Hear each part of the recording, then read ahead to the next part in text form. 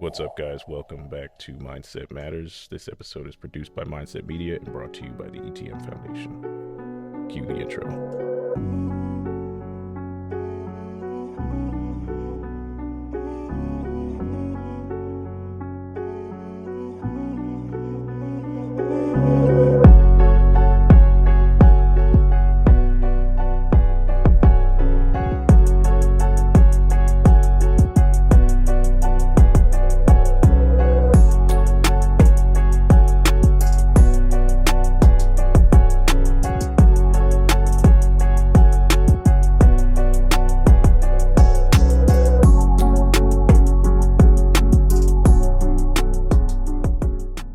Welcome back, guys. We have a very special guest with us here today. We have Marco Garcia. How we doing? So Marco is a comedian by profession, which is a function of entrepreneurship. But before we get into what led him to that journey, I want to talk to you, Marco, a little bit about your early childhood. So tell us where you grew up and what that was like for you. Well, I was born here in the great state of Texas, here in Dallas, actually, and I grew up in Oak Cliff. And a little bit about my childhood. I have two brothers, two brothers, one sister. So family of six. Okay. So what was that like growing up with siblings, having a sister and two brothers? It was crowded, man. It was crowded, but it was fun. It was never a dull moment. There was always someone to talk to, That's pretty cool. I imagine it must have been pretty difficult for your sister. Oh yeah, for sure. Being outnumbered by the guys. Yeah, definitely. Did you guys pick on her a lot? We did for sure. But I feel like we also protected her. Well, from other people, not from ourselves. I guess that's part of the package deal, right? Yeah. You get picked on and you get the protection. Yeah. So, but was she younger than all of you guys, or no? I was the youngest, so she was older than me. Okay, so you were the baby, and then I had to throw that out there. Yeah. Was she the second youngest, or was she the oldest? Technically, yes, but my brother and sister are twins. But my brother was born like 2 minutes before, so he was technically older. That's crazy. I didn't know you had twin siblings, so I'm actually a twin myself. Oh wow! I did know that. You told me. Yeah. That would have been a natural conversational response. Yeah. But I guess you don't think about your family that much. Oh wow! They must not be that important to you. How could you? No, but family is kind of cool. I enjoy, like I said, growing up with my two brothers. I have a twin and a brother that's 2 years older. I'm also the baby in my family, but it's only by 5 minutes. So wow. Technically. So you're the baby too, Jared? Yeah, but it's not just me, Jared. Only by technicality. Only by technicality, wow. But we'll take that. So talk to me about how growing up as a person in that type of a household with your siblings, how did that affect the way you view things? What are some things that you draw from your childhood? Some things I draw from my childhood, I think I would probably say there's a real sense of like what everybody else is doing, and I don't know, I feel like it gave me like, I guess that sense of community, just like being aware of what everybody else is doing, how everybody else is feeling, and I feel like I'm pretty absorbent of that. Like I can always tell like how everybody's doing. Nice. Okay. So I know in addition to growing up at Oak Cliff, you decided to go to school at Dallas College. So first of all, tell us what you went to school for. What are you going for? I'm going to school for a associate in applied science for business administration. Okay. And so what made you choose Dallas College? I chose Dallas College because after high school, I wasn't exactly sure where I wanted to go. I wasn't sure if I wanted to go the college route or go straight into the workforce. But I knew having an education would benefit me, and Dallas College seemed like the easiest barriers to enter. So just doing the application, and it was pretty close. So it seemed like a good option. Yeah, I know Dallas College is evenly spread amongst the Dallas area, so you got a lot of different campuses there, choice-wise, and a lot of the resources that they provide. So it's a common thread. A lot of the people that come on here are from Dallas College. So. But I always like to ask that question because I know for me, coming to Dallas College, I'm coming from a different state. So I actually did a little bit of research. And what I read about Dallas College as an institution was positive. And so that's kind of what sold me on it. I also had some personal references. People told me like, hey, this is a good place for you to start going to school for business, because I'm also going for business administration. Yeah. So I have to say my experience so far has been very positive. So My sister, she actually also went to Dallas College for a minute, and she really enjoyed her time here. She talked a lot about how it was in the city and it was in the middle of everything. So like as soon as you got out of your class, you could go with your friends to like get food or walk in the park or just walk around the city. And I feel like that also really drew me because I really enjoy being in the middle of everything. yeah, I feel like that's where you have the most experiences, you know? there's something special about being in the heart of downtown. Yeah. That kind of, in any city, that gives you a unique feel for that place. Yeah. And just an understanding of the culture. So I do like that about Dallas College, El Centro in particular. El Centro is the best campus. Yeah. I believe so. It's Yeah. also, well, it's the original. It's the campus. So I just love that downtown feel. But I have, in all seriousness, I have been to all 7 campuses, and I can say that they each have a different feel. And I do enjoy being at each one of them. It's just, for me, downtown has always been the convenience of being downtown. The public transportation, easy access to food, easy access to, entertainment, whatever it is you're trying to do, it's all there for you. So I agree. I've been to 2 or 3 of the other campuses, and for sure, I think El Centro is probably the best one for me. It's in the middle of everything. I know the most people here, and it's just nice to, go down and recognize so many faces here. yeah, it definitely is. So in addition to school, I do want to shift to your comedy journey, because you're going to school for business. But what drew you to comedy? I feel like I was introduced to comedy pretty early on. Like I was always listening to specials on YouTube and just clips. And actually thinking back at it now, my parents also, they did enjoy comedy in Spanish. They liked people like Franco Escamilla, which is a really well-known Spanish comedian. And like thinking about it now, I think that probably put the seed in my head as well. Okay. So when you saw those comics that you draw inspiration from, did you originally think, this is what I could see myself doing this, or you just liked being able to have that experience? I just enjoyed the comedy. I just enjoyed like I'd play Call of Duty, and I would just put like an hour special on, and I'd just be laughing the whole way through and just playing Call of Duty. But I never thought I'd get into it. I never thought I'd start doing comedy. Interesting. So, okay, so you didn't think you were going to do it. So at what point did you realize, okay, this is something that I can actually do? What was that moment like for you? So I probably have to say it was the first time I did stand-up comedy. I was going to a comedy club with a friend, and went to the comedy club. I was there pretty early, but my friend wasn't able to stay for the whole time. So they left, and I was just at the comedy club. Walked into the back, and I sat down in a room full of just a bunch of guys sitting down.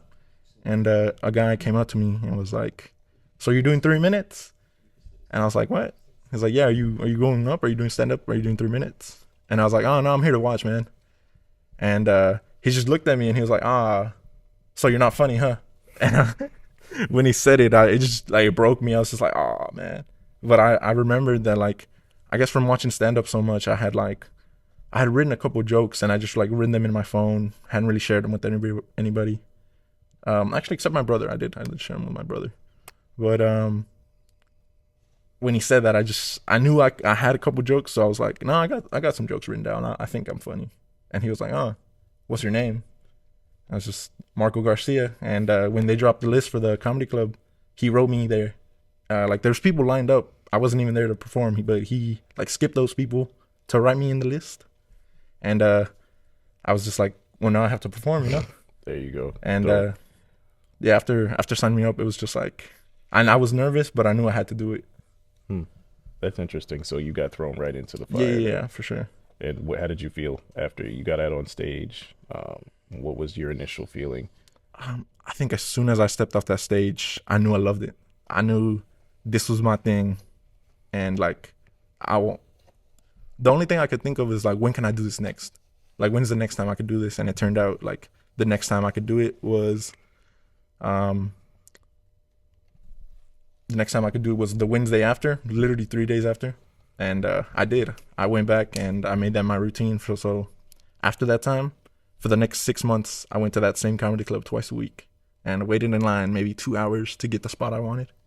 And yeah, it was just grinding, man. Just going every week, and then that turned into what I do now, which is 4 nights a week, which is that same comedy club 2 nights a week, another comedy club in Plano, and then another comedy club in Oak Cliff. And I guess it grew inside me. I was just like, after that first time, I knew I did okay, or not really okay, but I knew I could do better. And I kind of obsessed over that. I was like, I can fix my timing. I can say it different. I can pronounce it better. I just knew I could do better, and I was so excited to like go back and do better. Yeah, and what I take away from that when I hear you tell your story about the beginning, there's a lot of power that comes from being able to do the things that you're passionate about, and then to be able to create a business around that is also an amazing thing to be able to do. And so that kind of leads us into our next segment, because I want to take what we learned about you and apply it to life and entrepreneurship. And so when one of the things because we talked about your journey, and in talking about your comedy journey, one of the things we talked about was delayed gratification. Talk to me about the importance of being able to exhibit that principle, that mindset inside of comedy, So or inside of life. Yeah. I feel like when I first started, I told myself that I could get better, and the way doing that was consistency. So showing up every week, showing up twice a week, showing up 2 hours early before anybody else, so I could get the spot I wanted. That I call my Goldilocks spot. It's like the spot where the most amount of people were in the room, and I like it because it's the most amount of people hearing your jokes. And I feel like delayed gratification has a lot to do with just being consistent, just knowing that this will pay off, knowing that this is an investment of your time. You're investing in whatever you're doing. For me, I'm investing in comedy. I want to get better. I want to write better jokes. I want to be funnier. And I want more people to see my stuff, because that's how you get funny. You're getting a broader perspective of your jokes. And delayed gratification is it's being willing to invest that time or that money, or another aspect that's really important to me is being at the right place at the right time. I've always said that's extremely important for me, and that doesn't always mean like location wise. Sometimes you can be in you can be somewhere networking with people, even though you're not performing. Just some of the best conversations I've had and that have like resulted in jokes is just sitting outside of the comedy club talking to people, talking to other people that do open mics, sharing experiences, and it's hanging out with funny people, man. Yeah. That's probably what I've loved the most about comedy, is hanging out with so funny people, man. Yeah, comedians definitely have a different outlook on life. The way they look for humor in everyday situations is something that is refreshing to me. But talking about delayed gratification, when I heard you speak about your applying that to comedy, you talked about consistency. So like at the core of delayed gratification, the only way delayed gratification actually works is if you are consistent. So you have to pair that consistency with an understanding that this is going to work. So you have to identify that this is a worthwhile goal, and you have to willing to consistently show up. And those two things they're important for comedy, but they're also important for life and for business, because you got to show up. That's number one. The greatest ability is availability.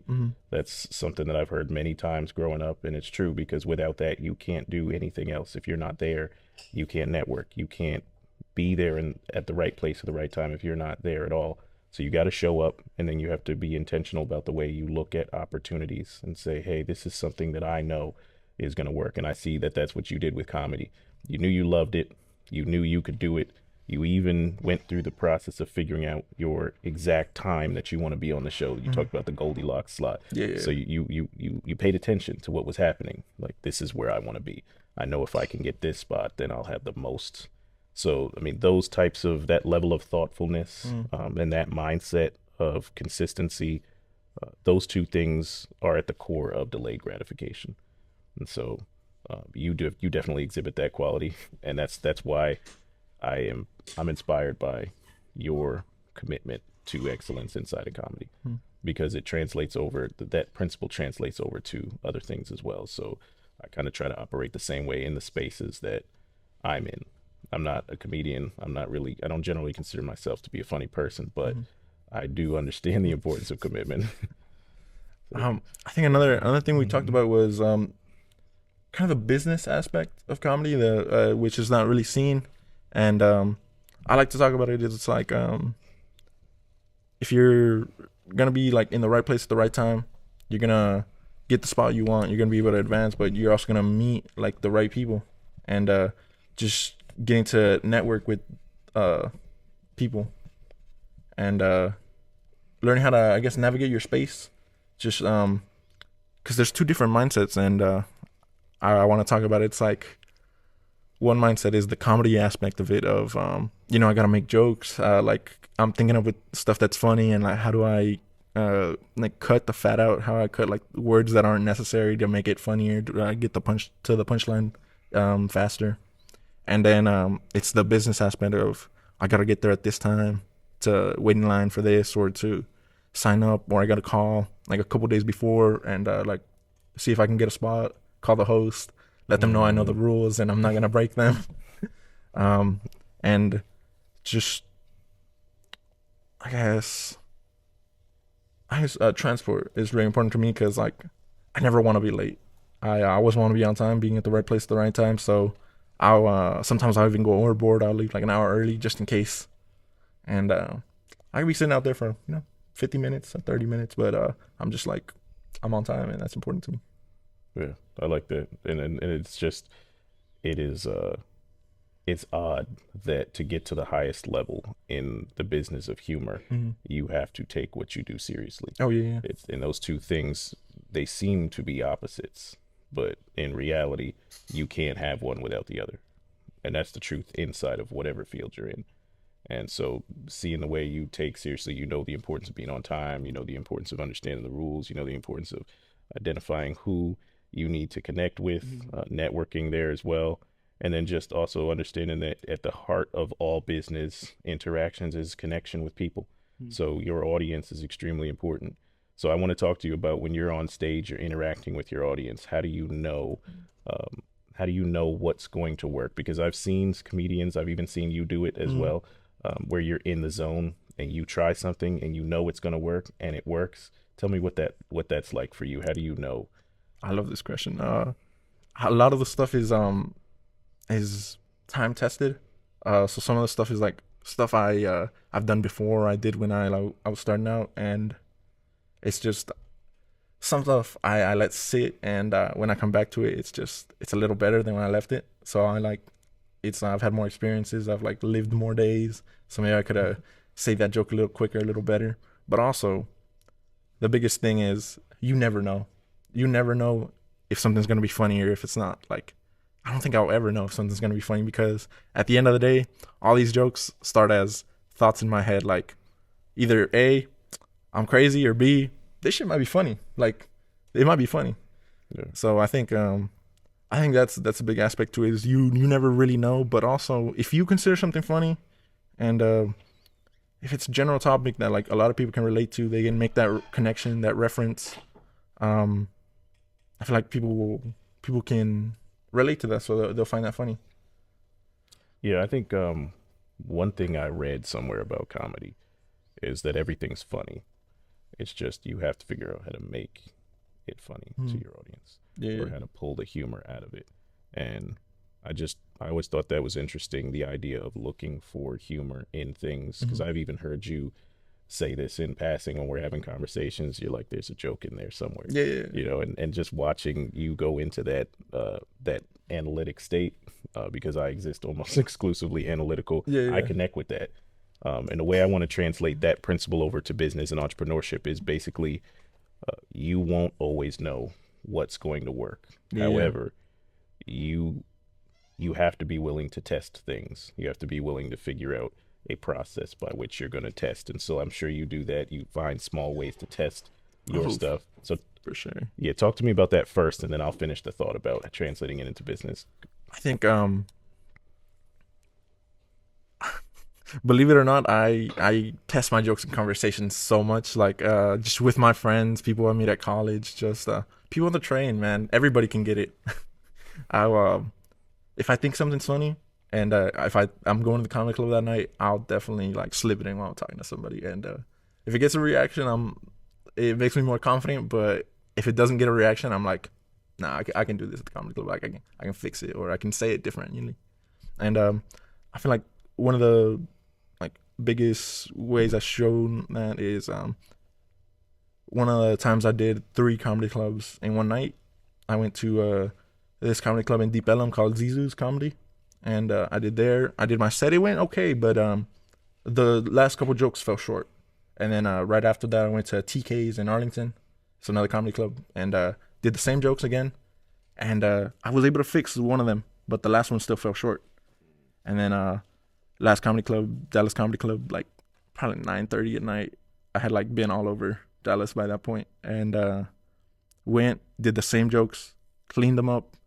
I killed out there, and just got off like, oh shit! I literally saw the process of me fixing my jokes in real time, in like the span of one day. It was just so gratifying being able to like do better, No, I hear you, and I see a lot of business principles inside of that. When I'm looking at that, like, first of all, the willingness to test things early, Yeah. the understanding that if it doesn't work, you can fix it, Yeah. and then also just the commitment to going through that process, because repetition is the mother of retention, Yeah. and that's not just in comedy, it's also in life, it's also in business. The more you do something, the better you will get at it, and the better you'll understand how and why things work. And I And think you definitely have to be willing to fail, because Absolutely. I've definitely bombed I've bombed a good amount of times, and I've just been thinking, man, I bombed, and I'm glad I went up there, because next time I know what I'm gonna do. Like I know next time I have to do better. And I feel like doing different comedy clubs throughout the week is nice, because like if I don't do great on Monday, I can fix it on Wednesday. I can come back and like do a better set. Or sometimes I don't like to go home on a loss, so I'll like hit a different comedy club. Yeah, I hear you. Yeah, I hear and try you. to do better. One thing I'll say, and we got to wrap this segment up, but I'll say as a closing thought is there's no such thing as failure. Yeah, You only fail when you stop. And so as long as you're willing to go through the process, what you're actually doing is learning. mm-hmm. And so it's part of the learning process. You may make mistakes, but for you, you never lost, you've never failed. You've always just gone through the process of next play, Yeah, next comedy show, next opportunity. And that's important, yeah. because you won't let yourself fail. I can see the commitment that you have to what you do, and so I just want to make sure that when you speak about what you're doing, Mm-hmm. I don't like the word failure. So if I were you, I would just say I learned, Yeah, from that opportunity. I like that. Like, now that you mentioned it, that it is always like, all right, well, might have not done great, but what's the next thing? Yeah, always be analytical. Yeah, I know humor and analytics don't seem to be the same, but analytics, that's how you fix things. yeah, And so if something is not currently working, that doesn't mean that it doesn't work or won't work. It just means that there's work to do to make it work. That sounds weird, but you get the point. yeah. Yeah, there's so yeah, we got to move on to our next segment. Yeah. So we're going to move on to talking about the importance of patience. So as we enter this section, the first thing I want to do is ask you, what are the challenges when it comes to patience inside of comedy? Like, Mm, I don't know. I feel like I don't have much patience at all. I feel like I've never had much patience at all. But in the aspect of comedy, I feel like it's helped me, because I'm persistent, man. Like, let me tell you, I'm not gonna name the comedy club, but this one club I really wanted to do a spot in, and they have an open mic on Tuesdays. And probably the last 6-7 months, I've been shooting them DMs, because they're just like, DM me on Instagram and we'll put you on. So I've been sending them DMs, man, and they just keep leaving me on scene, man, and it doesn't feel good. But I was actually able to go to that comedy. Oh, great! Finally getting able to get on that open mic I'd been like trying to get on for the longest. And yeah, it was just great finally getting up there. And I got there because I was persistent, even though I wasn't able to get directly through them. I was like able to network my way in. nice. Yeah, the persistence, and one quality, one expression that comes to my mind is don't let time work for you. Yeah, Right. So if you have to wait, make that time useful. yeah, There's always things that you can do to prepare yourself for the moments that have not arrived yet. so that you could take full advantage of them once they arrive. Mm. So I think that's, for me, that's always been something I keep close to my heart when I'm going through situations and they're not going exactly the way I feel like it. That I would like them to go. In addition to understanding that I'm learning through that process, I also tell myself that what are some ways I can allow this time to work for me? Yeah. How can I use this moments of stillness to prepare myself for the next opportunity? So I feel like even I was saying that like sometimes I would get to the comedy club 2 hours early so I could like get the spot I wanted.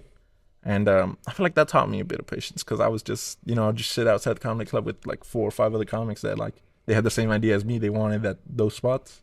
So it became kind of camaraderie, just being out there in the heat with each other, just talking and just waiting it out, And it was funny. We were just like, at 6:30, we become humans. We can go inside.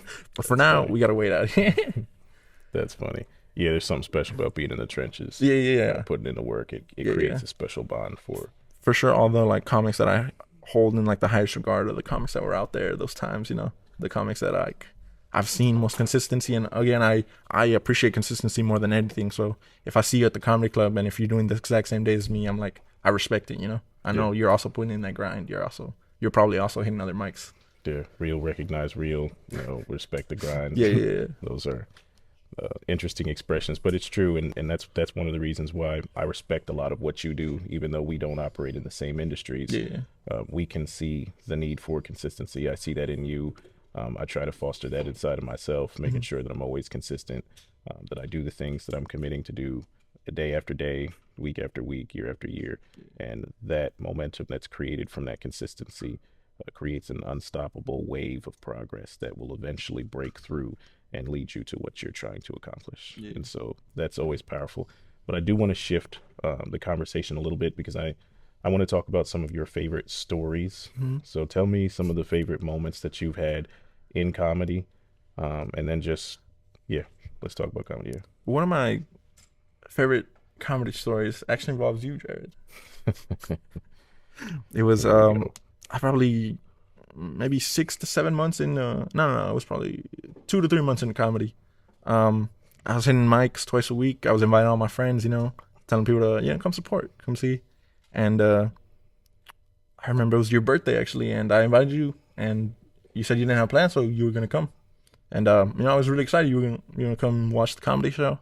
But the day of, I was helping some friends move a couple hours before the event. Called you up, hey Jared, still coming to the event? And Jared picked up the phone like, yeah, I'll be there, man. You didn't sound confident. I was like, Jared's not gonna come to the event, man. Jared's laying in bed, man. And a couple hours passed. Went to the comedy club, and I do want to call you out. You were 30 minutes late, Jared, but you limped into the comedy club and sat down. We dabbed up as usual, and you were just like, have I had a day, man? It was your 30th birthday, and you got hit by a car that morning. And as I called you to see if you were still coming to the comedy club, you were getting discharged by the hospital. So you were like laying in a hospital, but like, I'll still be there. And you still came, man. You got hit by a car and still came to my comedy show. Which was, it was crazy, man. And just the rest of that day was just centered around sitting comedians around you and just telling them what happened and just letting them make their joke. And then afterwards we just went to eat, and like I was still with you, so I just kept making jokes. And I feel like the rest of that like week, maybe all right, fair, maybe the rest of that month became like, man, I got some pretty good car puns, Jared. Like, let's talk about this, man. But that's probably one of my favorite comedy stories, man. I have one more quick one that you might appreciate. I was at Hyenas, I think, comedy club, and I was with a couple other comics, and this guy came up to us and he was like, "Oh, there's gonna be this comedy show at the AT&T Performance Live Center," and I was like, "Oh, that's a huge theater, man. Like they have arena acts and they have like plays and like Hamilton and stuff there," and I was like, "Oh," and he invited us. He was like, "Y'all want to come like do 7 minutes?" Like me and a couple of the comics like I was in the trenches with. And we were all like, yes, of course we do. He gave us the address and he told us what time to come. And we were all so excited, man. We all dressed up. We were all like, we were excited, man. We pulled up to the address, to the AT&T Performance Life Center. Opened the door, went in. A little old lady in the reception. And we're like, hey, we're here to do comedy. And she was like, oh, she checked her book. And she was like, we don't have any events today. And we're like, oh, okay. And then like we told her again, are you sure? Like we're pretty sure we're here to do comedy. And like she opened it. She was so nice. She opened it again. She was like, no, we don't have any events. And we're like, oh no. So we went out the front door, and it was like 4 of us all dressed up, ready to do comedy. And we were early. So we were like, maybe we're here too early, yeah. But we walked around. And there was nobody like with an open mic or with the speaker anywhere close. And then started walking around. We crossed the street, and there's a Quiznos sandwich shop. And in front of it, there's an open mic. There's a bench, or there's a microphone, and there's a stool. And they're setting up equipment. And we're like, oh no, the open mic is in front of a sandwich shop. So the guy, he played his cards really well. He gave us the address for the theater because it was right across the street. He knew we would pull up to that theater. And then when we were there, he was like, hey. He was like, I'm glad y'all made it out. And we were all just like, come on, man, you know what you did. But we still went up. And actually that day I went up. I did a joke I hadn't been reluctant to do at Dallas Comedy Club. And it was family, so I got the dads laughing. And it gave me enough confidence to do that joke at Dallas Comedy Club. And that's one of the jokes that I've probably done the most of, and I've probably had the most success with. And it wouldn't have happened if I had like not gone to that theater, to that sandwich shop. Man, that's quite a story. Yeah. We are running out of time. We have to close it out. But one final thing I want to get out of you. So 2 things actually. One, tell us about the milestone that you were able to reach yesterday inside of comedy, and then the second thing is what's up next for you when it comes to comedy. So the milestone I was able to reach yesterday was actually I was on the Brownout show on Dallas Comedy Club, and it was my first paid show in Texas. So it was a huge milestone for me. I left home a child and I came back a comic. That was great. I was so excited to be on the show, and even it went well, but there's always room for improvement. I did cut my act a little short. I was supposed to do 5 minutes and I did like 4.5, and I was just like, man, that 30 seconds burns, man. Like that, I could have popped one more joke in there, And but I feel like that's what it's about. If I was content with my performance, it wouldn't be like, I wouldn't really be about like getting better.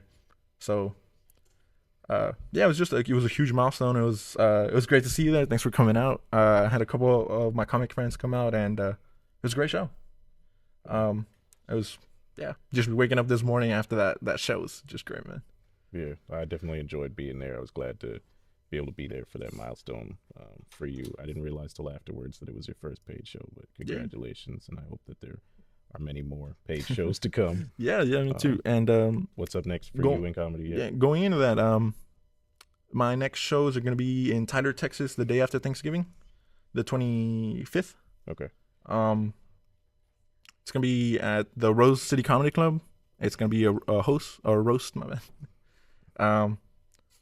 But catch me out there, Tyler. And then right after that event on December 9th, we're going to be hosting a comedy showcase right here. It's going to be the West End Comedy Showcase, and it's produced by me and you. Yeah, so we're going to have that at the Dallas College El Centro Performance Hall. Mm. So that's going to be December 9th, and there will be a link in the description of the time and date. So if you're interested in coming, by all means. We're going to be bringing you 12 of the funniest comics in Texas. It's the bulk of it is Dallas comics or Dallas comedy comics, and a couple backdoor comics. But there's also special guests. Yeah, so that'll be exciting. Yeah, I'm very excited. So then you said you're hosting it, correct? Yeah, I'm going to be hosting that. It's going to be great. Most comedy shows are 6 to 8 comics. We're bringing you 12 comics, so this is going to be a 2-hour show. Yeah, I'm very excited to see how that's going to turn out. And again, I'm glad that to be able to help you out in your journey and to Yeah. contribute in any way possible. So yeah, thank you for joining us today. I'm glad we got a Thank chance you for having me. to do this. It's been a while since we were able to schedule it. But if you guys enjoyed this episode, please like, comment, subscribe, hit the notification bell, and always remember, mindset matters only for the hardworking. Let's go eat. Yeah.